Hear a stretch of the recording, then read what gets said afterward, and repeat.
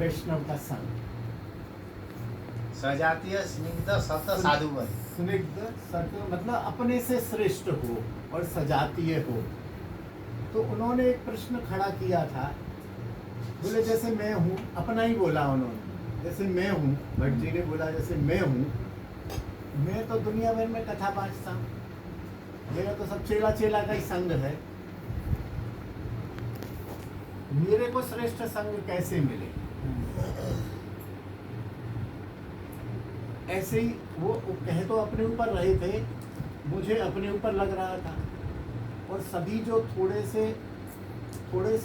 कहना नहीं चाहिए कि जो हम लोग हैं, हमारे नीचे दो चार ऐसे शिष्य जैसे लोग हो जाते हैं, तो हमें वही लोग घेरे रहते हैं।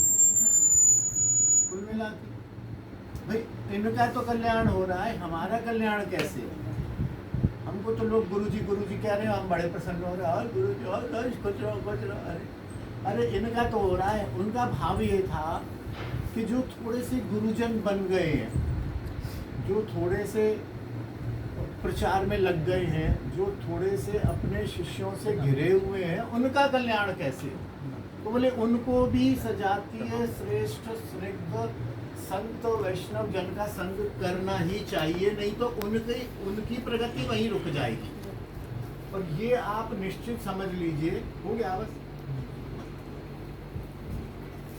ये आप निश्चित समझ लीजिए कि शास्त्र का और ज्ञान का एक ही परिभाषा है, अनंत। आप या मैं समझ लें कि अब तो मैंने सब समझ लिया, ऐसा तो कहीं भी नहीं है। किसी ने भी नहीं कहा, किसी आचार्य ने, किसी नारद ने, ब्रह्मा ने, शुकदेव ने कहीं नहीं कहा कि मेरे को अनंत ज्ञान की प्राप्ति हो गई। तो हमें भी अपने से श्रेष्ठ साधु का, वैष्णव का संग अवश्य करना चाहिए। उसी दिशा में ही आज का यह प्रयास है कि बाबा को निवेदन करके, बाबा की बड़ी कृपा है, कायदा तो यह है कि हमें बाबा के शरण में जाना चाहिए, लेकिन बाबा की इतनी कृपा है कि बाबा पधारते रहते। तो मैंने कहा हमारा भी तो उद्धार, हमारा भी तो ज्ञान का वर्धन होना चाहिए, क्योंकि हम लोग भी कोई परम ज्ञानी तो हो नहीं गए, अभी तो ABCD में ही चल रहे हैं। वो तो ये हमारे मित्र हैं प्रमोद जी, बोले गुरु बनना हो तो क्या करो? बोले कथक बिछा लो और अपने से कम ज्ञान वालों को इकट्ठा कर लो, 10-20 लोगों को।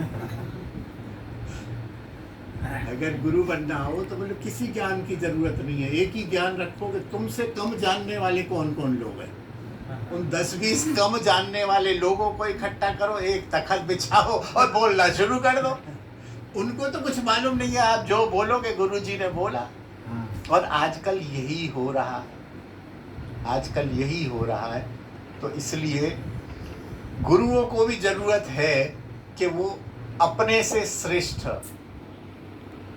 साधुओं का, संतों का, विद्वानों का संग करें यदा कदा, और फिर उसका संग करके आत्मोद्धार भी करें, और आत्मोद्धार करके फिर अपने अनुगत जो है उनका भी उद्धार होगा ही होगा। देखिए मुझे आज कोई बात पता चली तो वो कोई अब अंदर थोड़ी घुस जाएगी, वो कितनी गुनी होके निकलेगी।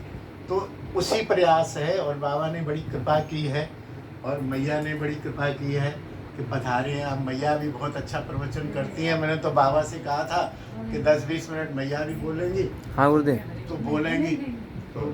आपने जैसे बताया ना कि सबको छोड़ो, तो जैसे मित्र तो बहुत होते हैं, लेकिन परम मित्र एक दो ही होते हैं। जैसे हम अपने को इस श्रेणी में रख सकते हैं, तो और भी उत्सुक थे इनके परम मित्र बनने को, पर इन्होंने हमें चुना। तो एक तीसरे ने इनसे ये पूछा था कि आपके तो बड़े बड़े विद्वान और वो सब परम मित्र बनने के इच्छुक थे, आपने इनको क्यों चुना? बोले वो विद्वान जरूर थे, पर बोले मैं उसकी संगत में अपने को परम विद्वान समझता हूँ, इसलिए उसका साथ परम सत्ता होता है मेरे साथ। प्रमोद जी हमारे बचपन के मित्र हैं और बहुत ही हास प्रयास युक्त हैं, ब्रजवासी हैं, ब्रज का ही जन्म है। और इन्होंने क्योंकि हमसे कनेक्टेड रहे तो अपने गौड़ीय ग्रंथों का खूब अध्ययन किया, खूब पाठ किया, खूब अध्ययन किया है और इनकी पकड़ और स्मृति बड़ी ज़बरदस्त है। उसको ये माने या ना माने ये अलग बात है, लेकिन उसका ज्ञान है। आप कहीं से भी कोई श्लोक उठा लीजिए, बात को समझते हैं। और अभी आजकल दिल्ली प्रवास करते हैं, तो आए हुए थे, मैंने कहा आप आ जाओ कल, तो आ गए। आप भी कृपा करके, आप सब लोग भी कृपा करके पधारे हैं, खूब आनंद हुआ। अब थोड़ा जय जय श्याम अपना जो है उसका कीर्तन 5 मिनट कर लेते हैं, उसके बाद प्रसाद है, महाप्रभु जी का प्रसाद। लाली भोग लगाओ। जय जय श्यामा